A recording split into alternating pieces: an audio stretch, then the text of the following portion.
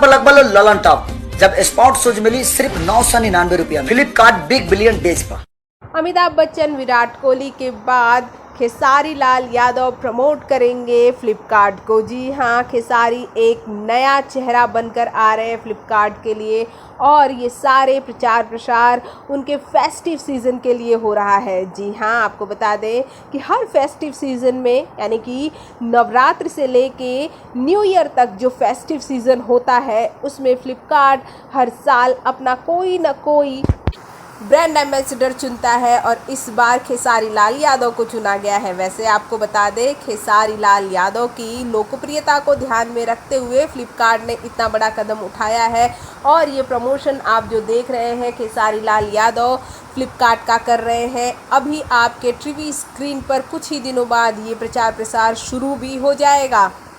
खेसारी ने ये बहुत बड़ी डील साइन की है और इसके बाद ये कहा जा रहा है कि खेसारी ने अपने कामयाबी का जो लोहा है वो मनवा दिया है। जी हाँ, आपको बता दें ये जो डील हुई है इसमें विवेक सिंह का बहुत बड़ा योगदान है क्योंकि इसमें वो एज अ मैनेजर एक बहुत बड़ी भूमिका निभा रहे हैं।